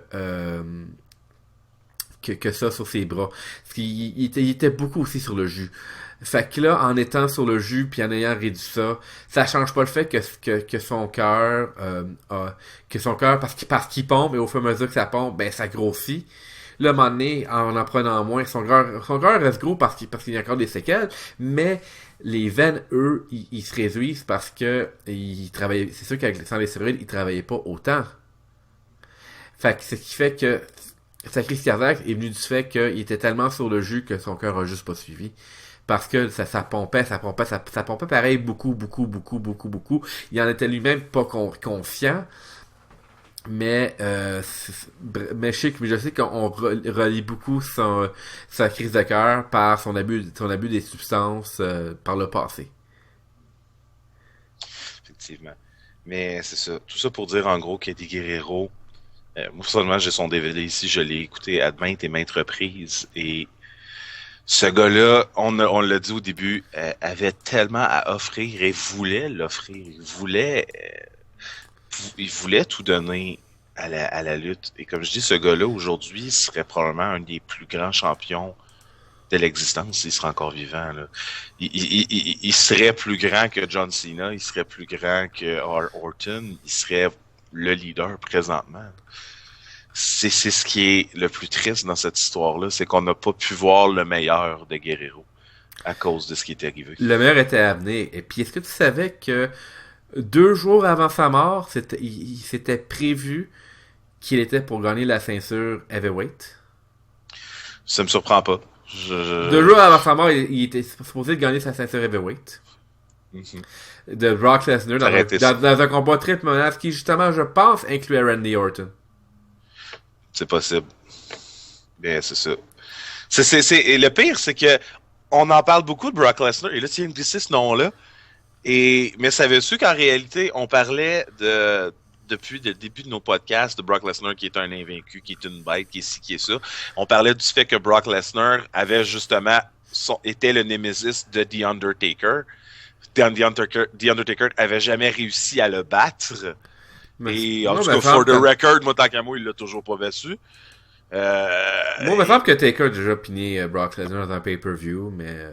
Non, il ne l'a jamais battu. Non, c'était vraiment la bête noire à Taker. Taker n'a jamais réussi à battre Brock Lesnar. Paul Heyman l'a ramené sur le tapis, justement, durant son speech à Raw. Oui, mais c'est parce que WWE aime ça comme si tu veux changer l'histoire. Puis parce que souvent ils se sont trompés dans leur propre historique, mais parce qu'ils s'attendent, parce qu'ils espèrent ils s'attendent pas à ce que les gens se rappellent de ce qui s'était passé il y a 10 ans. Si je peux me permettre, il n'y a pas assez de matériel sur Brock Lesnar pour qu'il soit pas capable de vérifier puis de le savoir. Ah, c'est encore drôle. Il était quand même... Le gars, il était là 2 ans, là. Genre, il était quand même quelque chose... Il était trop big pour ce qu'il était. Il était quand même un... il était quand même un... pas une bête noire, mais il était quand même... Tu sais, Brock a quand même été hot, là, mais en tout cas... quand il est arrivé, là. On parle de légende, pas de beast. Donc, mais tout ça pour venir au point que c'est quelque chose que peut-être certaines personnes oublient, mais Eddie Guerrero était le Nemesis aussi à Brock Lesnar. Brock Lesnar n'a jamais battu Eddie Guerrero. T'es-tu sérieux? C'est le seul qui a enlevé la belt à Brock Lesnar, en réalité, de manière legit et tout, là. Oui. Sans grosse crosse, parce que les autres fois qu'il avait perdu, c'était soit Paul Heyman qui faisait une crosse ou quoi que ce soit. Qu'il a fait sa crosse avec Big Show à un certain moment. Il y avait un paquet d'affaires pour crosser Brock Lesnar. Mais de manière comme semi-clean, là, ça a été... Parce qu'encore là, il y a eu l'intervention de Goldberg durant ce match-là. Mais de manière semi-clean, c'est Eddie Guerrero. Et ça a été un des meilleurs matchs de l'histoire de Brock Lesnar. Sa rivalité avec Eddie Guerrero et sa rivalité avec Kurt Angle, ça a été les deux plus belles rivalités à Brock Lesnar. Ça a été ce qui a fait les plus beaux matchs. Mais en tout cas, tout ça pour dire que Eddie Guerrero, moi, m'a manqué longtemps, me manque encore. C'est pour moi ma légende la plus importante. J'aime plus Shawn Michaels. Mais Shawn Michaels est une légende aguerrie. Tout le monde le connaît, tout le monde le reconnaît, tout le monde dit que c'est une grande légende. Et c'est quelque chose qu'on ne fait pas assez pour Eddie Guerrero, je trouve. Est-ce que tu veux qu'on aille vraiment, mais vraiment nostalgique? Vas-y donc. Owen Hart. Oh boy! J'avais pas pensé à celle-là. Moi, j'y ai pensé pendant qu'on discutait, puis là, je me suis rendu compte. S'il y en a un qui mérite effectivement encore le statut de légende au même niveau que celui qu'on a parlé jusqu'à maintenant, mais en même temps, voici une légende qui a été sûrement parmi les plus un impact des plus positifs, parce que il se droguait pas, il buvait pas, c'était un homme de famille, puis sa mort était extrêmement triste. C'est un que c'est bien ça, puis que même si le nuage rassemblait toutes les mauvaises choses des autres lutteurs dans le passé, ben s'il y en a un qui pouvait même à ça, à lui seul, faire dégager le nuage, ce même nuage noir là, ben c'est Owen Hart. Est-ce que tu savais qu'il y a des grosses rumeurs sur le fait qu'ils sont en train de préparer quelque chose pour lui? J'ai su que peut-être finalement ils vont même l'introduire au temps de la renommée. C'est ça. Malgré que Martha ne veut rien savoir. Ça fait au-dessus de 20 ans, Martha. Let it the fuck go. OK? C'est gars, je veux dire. Les fans de la lutte veulent rendre hommage à Owen Hart. Ils veulent justement, comme on essaie de faire ce soir, et que je pense qu'on a quand même bien fait, célébrer la contribution positive des lutteurs comme pas Brock Lesnar, pardon, lui c'est tout sauf Brock Lesnar. Anyone but you, Brock. J'allais dire Dusty Rhodes. À la prochaine rivalité à Bray Wyatt.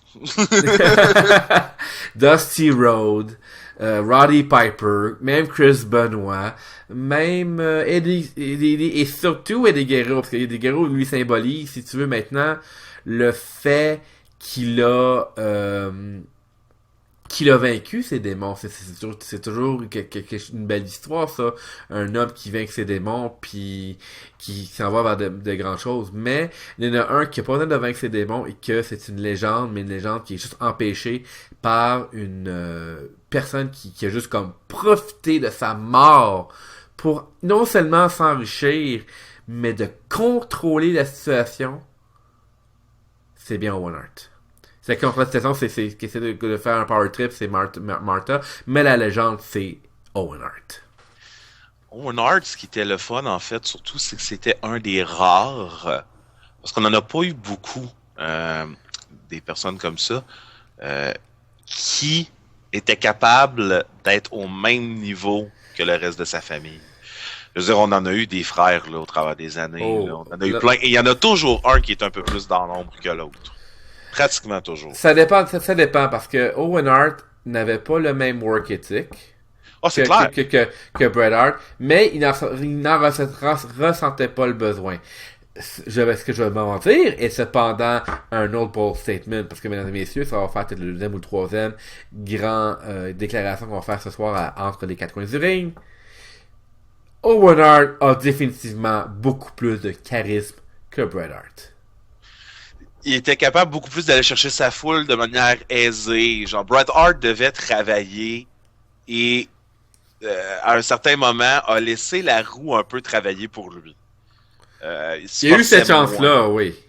Il se forçait moins à un certain moment. Là. On a beau dire the best there is, the best there was, the best there ever will be. Je suis désolé, j'ai jamais été un énorme fan de Bret Hart. Oui, c'est une légende. Oui, c'est un grand homme. Oui, il a fait de grandes choses dans le domaine de la lutte. Et il a été un pure wrestler à un moment où la lutte voulait vraiment s'éloigner de ce style-là. Donc, il a quand même apporté énormément à la lutte aussi. Mais, est-ce que c'est le meilleur? Non. On se rappellera pas autant de Bret Hart qu'on va se rappeler de bien d'autres gens. Mais en même temps, Owen Hart... Si c'était pas du... let's put that on the table. Si c'était pas du screw job, je me demande même si on en parlerait autant. De Bret Hart? Ouais. Si c'était pas du screw job, là, je suis même pas sûr qu'on en parlerait autant.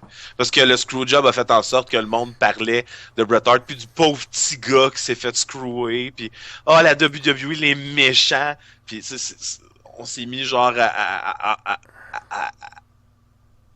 embellir et à envelopper la situation de manière inutile. Ouais, mais ça a donné quoi? Au point où carrément la WWE a décidé de capitaliser là-dessus une quinzaine d'années après. Là.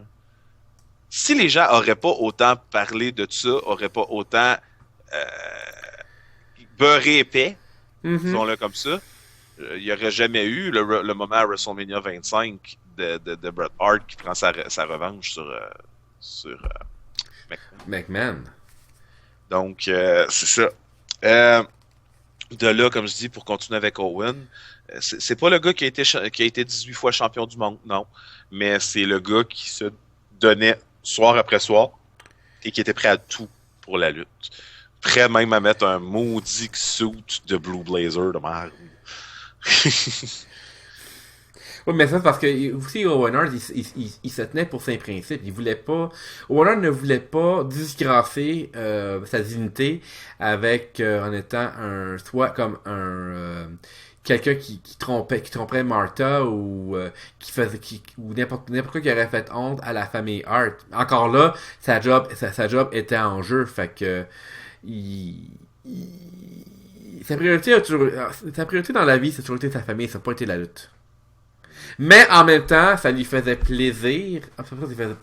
Mais en même temps, il savait qu'il était aussi bien de faire de la lutte le temps qu'il pouvait parce qu'au moins il était bon là-dedans. Puis au moins, il pouvait donner des contributions, des excellentes contributions au sport, faire honneur à son père, faire honneur quand même à sa famille. Mais c'est justement ça, en faisant honneur c'est une lame à double tranchant à ce moment-là. En faisant honneur à sa famille, il fallait aussi qu'il lutte. Yeah.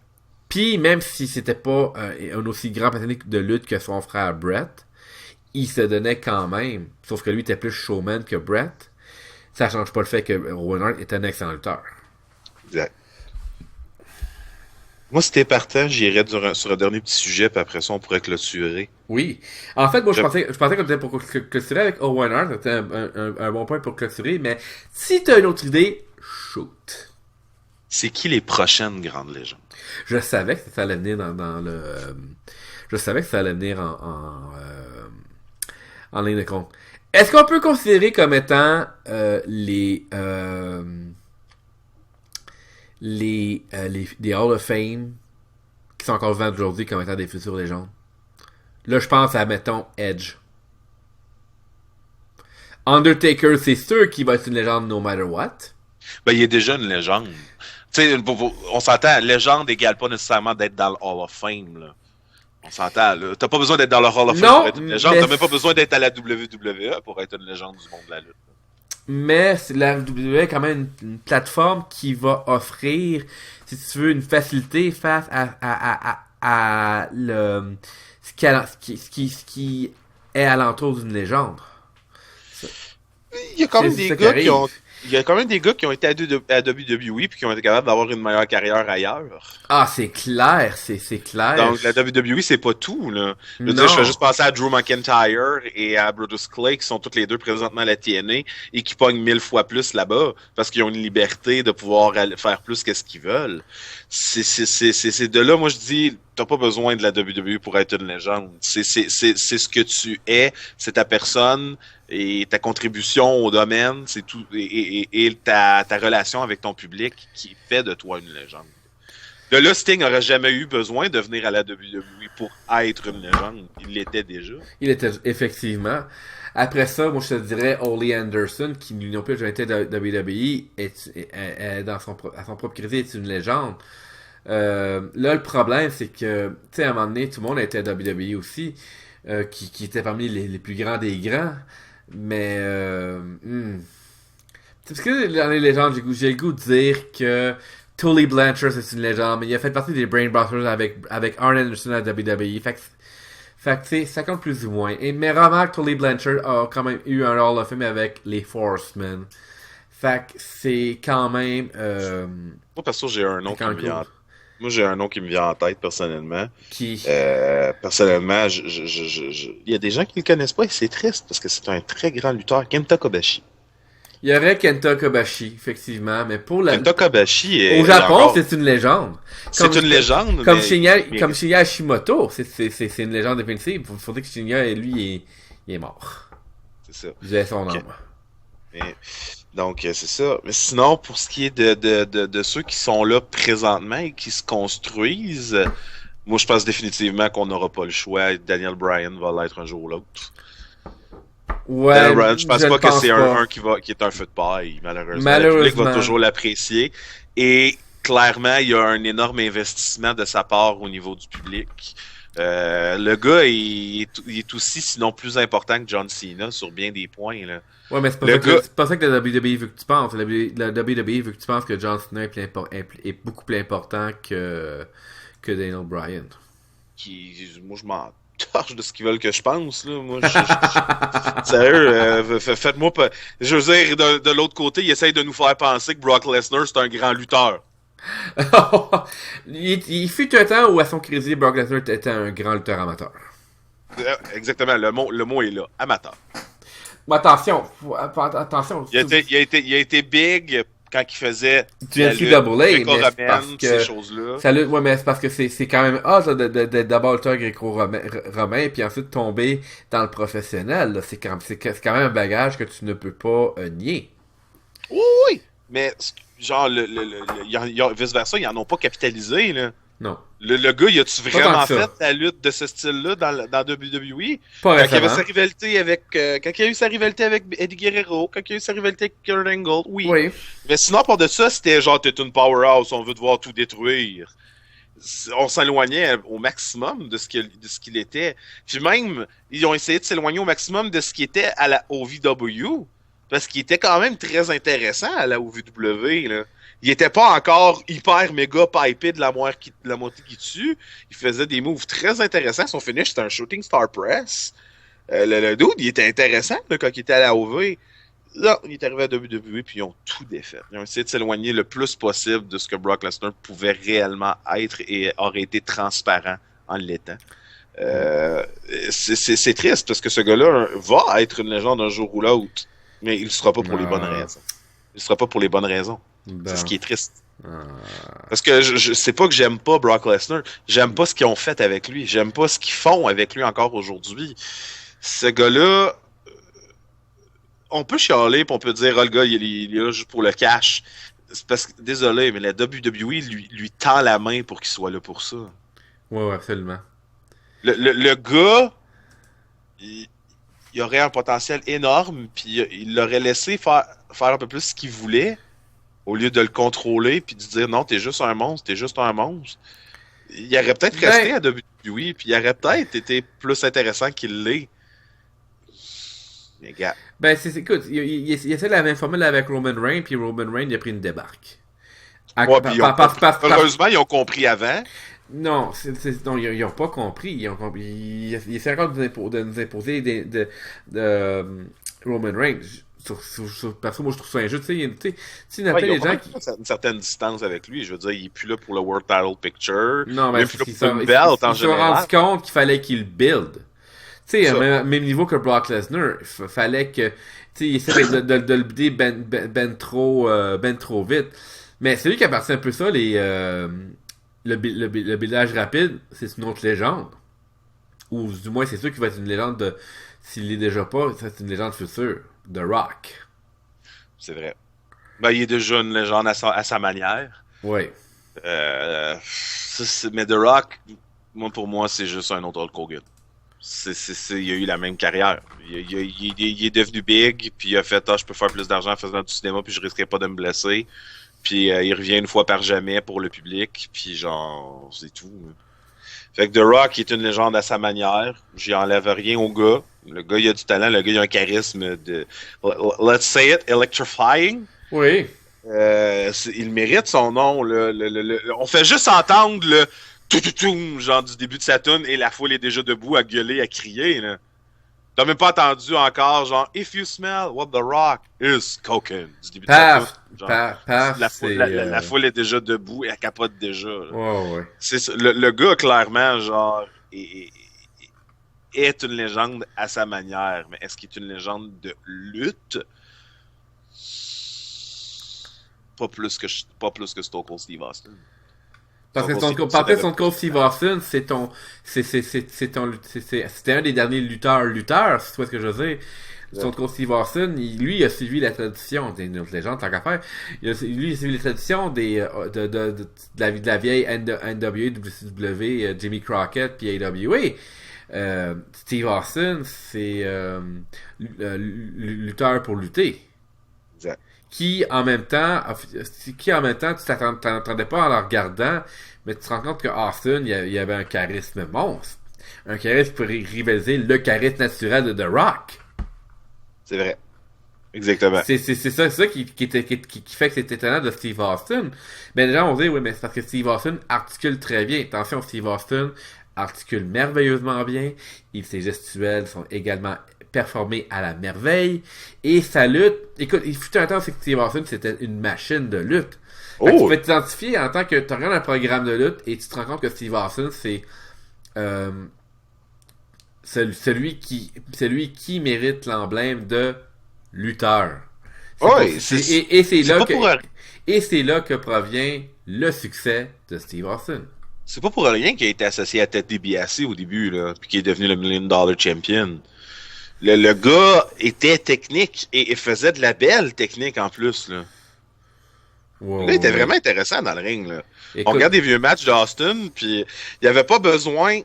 Clairement, genre, il pognait moins, parce qu'on était à une époque où est-ce qu'il y avait un virage à 180 degrés dans le domaine de la lutte, et qu'on était rendu que s'il fallait que ça soit choquant, il fallait que ça soit dérangeant.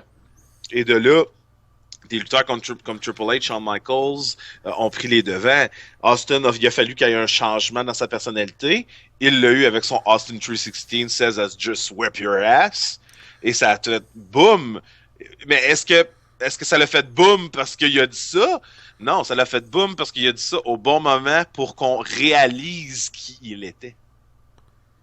il a fait voir aux gens en disant ça, hey, c'est parce que je suis là, j'existe, puis je suis aussi big que ces gars-là. Là. Ouvrez-vous les yeux. Puis quand il a dit ces mots-là, les gens se sont ouverts les yeux et à partir de ce moment-là, ont réalisé qui était Stone Cold Steve Austin. Sa voix a fait imposer sa présence. Exact. Mais est-ce que le gars il a changé sa méthode dans le ring pour ça? Non. Il est resté le même gars, il faisait le même style de lutte. Et ça, c'est juste que les gens l'avaient pas vu parce que, comme je dis, il était à un moment où est-ce qu'il y avait de gros changements. Donc, c'était pas nécessairement le gars avec la belle technique qu'on regardait, c'était le gars qui avait le guts de se baisser les culottes, tu sais. Fait que c'est ce qui est triste. C'est ce qui fait qu'aujourd'hui, il y a beaucoup de gens qui disent « Oh my God, Triple H, c'est un des plus grands. » Triple H était au bon endroit, au bon moment. Désolé pour ceux qui vont me trucider pour ce que je viens de dire, mais non, c'est même pire que ça, là. Je veux dire, encore une fois, si vous ne croyez pas, regardez la vidéo de parodie, mais que c'est quand même beaucoup de brillanteté derrière ça. Is wrestling fake? Exact. Triple H, est-ce qu'il avait du talent? Oui, mais son talent, il l'a buildé avec les années, parce que tu regardes les premiers matchs de Triple H et c'était vraiment pas bon. Hein. Ouais, du temps qu'il était Hunter Hearst Helmsley, il était effectivement trop mécanique. Il était pas assez naturel. Quand il est devenu le game, il est devenu beaucoup plus naturel. Le problème avec Triple H, c'est que c'est son insécurité dans la vraie vie. Oui, je me contredis à ce que j'ai déjà dit dans peut-être 2-3 podcasts sur le fait que en fait, mon argument a toujours été qu'il avait pas besoin d'être insécure, mais il est insécure même dans la vraie vie. Il a beau être intelligent, il s'est arrangé aussi pour à gagner les faveurs des Kevin Nash, des Shawn Michaels, etc. Tu sais. Puis comment il a fait pour se pogner Stephanie McMahon, ça, on le saura jamais en réalité, je pense. Et le pire, c'est qu'au début, McMahon s'opposait à cette union-là. Jusqu'à temps que sa fille dit non, je veux vraiment que ce soit lui, puis McMahon se dit ben Chris, c'est beau, je te laisse faire tes gaffes. C'est ça. Pour se rendre compte que finalement c'était pas vraiment une gaffe parce que Triple H est quand même un bon esprit. Il a un bon work ethic. Il a un bon work ethic. Écoute, son esprit de lutte rivalise celui de Jake the Snake Roberts. C'en est un justement qui me ferait chier d'admettre que c'est peut-être une légende, Triple H. En réalité, comme je dis, est-ce qu'on peut enlever quoi que ce soit au potentiel de Triple H? Non. Beaucoup. Mais mais comme je dis, Triple H aurait jamais été celui qu'il est si c'était pas de Shawn Michaels et d'avoir été au bon endroit au bon moment. C'est ça. Il serait jamais devenu The Game si Shawn Michaels se serait pas blessé et qu'il aurait dû prendre position en tant que chef de D-Generation X. Il y a eu un enchaînement de belles opportunités qu'il a su bien saisir. Disons-le comme ça. Je pense que c'est la meilleure manière de le dire. C'est bien dit, ça. Mais comme je dis, est-ce que ça enlève quoi que ce soit à l'homme? Pas du tout. Mais comme je dis, si l'histoire se serait écrite d'une autre manière, je sais pas si aujourd'hui Triple H serait aussi big. C'est juste ça. Mais est-ce que le gars, c'est une légende? Oui. Donc, c'est ça. Puis comme je dis, il y en a plein d'autres à venir aujourd'hui. Moi, ce qui me fait peur un peu, c'est qu'aujourd'hui, les lutteurs qui devraient logiquement devenir des légendes, on presse le citron un peu trop rapidement. Et ça me fait peur. Je prendrais justement Seth Rollins en exemple. Seth Rollins est un gars que si on le lâche là, et on lui laisse être qui il veut et travailler comme il veut, parce que le gars, il a le potentiel pour ça, tout comme un CM Punk. Mon Dieu, oui. Ce serait encore plus une star montante qu'il l'est présentement et le monde serait pas mal moins écœuré. Seth Rollins, ça me fait peur parce que plus ils vont vouloir nous rentrer dans la bouche pis dans le gorge que c'est un gars qui est pas capable de faire quelque chose tout seul, pire ça va être. Ouais, sa crédibilité va en souffrir de beaucoup. Exactement, puis j'ai peur qu'un jour ou l'autre, Seth Rollins disparaisse puis qu'on le perde de vue puis que ça fasse un peu comme un CM Punk. Je pense pas. CM Punk, ça en est un qui avait énormément de potentiel pour devenir une des prochaines légendes. Oui, mais il y a eu beaucoup de dommages collatéraux à l'endroit de CM Punk qui avait pas lieu d'être. Tandis que Seth Rollins n'a pas aucun dommage collatéral à part que il en mange une claque, par exemple. C'est en mange une claque, mais je sais pas, mais en même temps, c'est pour ça qu'il l'envoie contre Sting, c'est pour rebuilder sa crédibilité. Mais en même temps, c'est une erreur parce que tu peux pas arriver et dire ben Seth Rollins va battre une légende en Sting pour se builder lui-même sa propre crédibilité. Tu peux pas arriver et dire après tant de mois que Seth Rollins, tu le bats contre un des champions les plus larges, malgré son énorme talent sur le ring. Je batte j'ai battu Cena pour la ceinture US.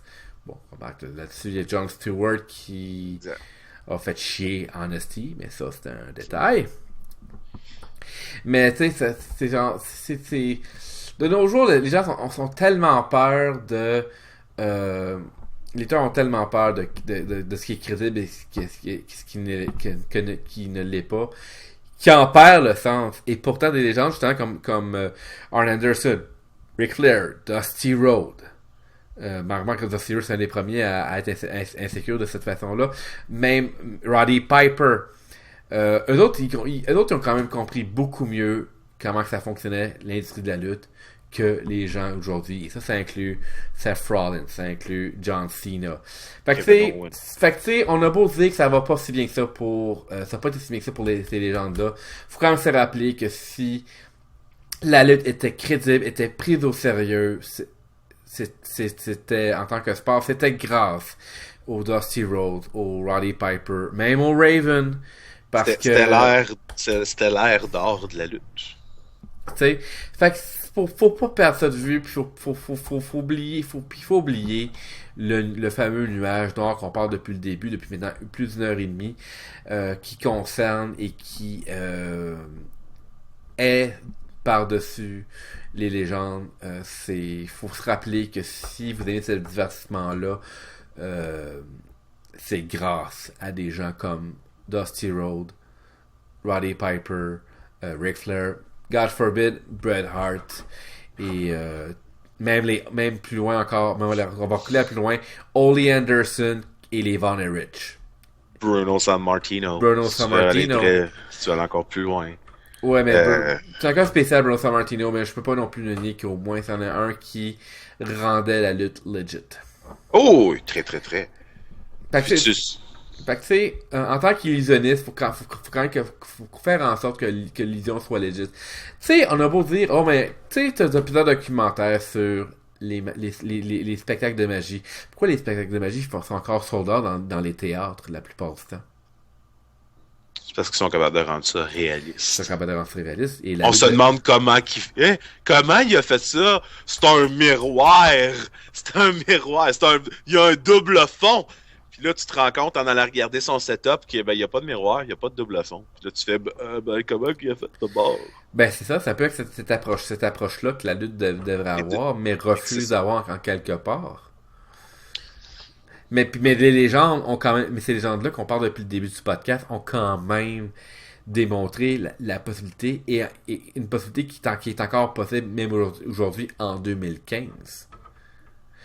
Fait que ces légendes-là, autant pour les bonnes que les mauvaises, mais surtout pour les bonnes, faut se rappeler que leur contribution ne pourra jamais être ôtée envers le sport. Jamais.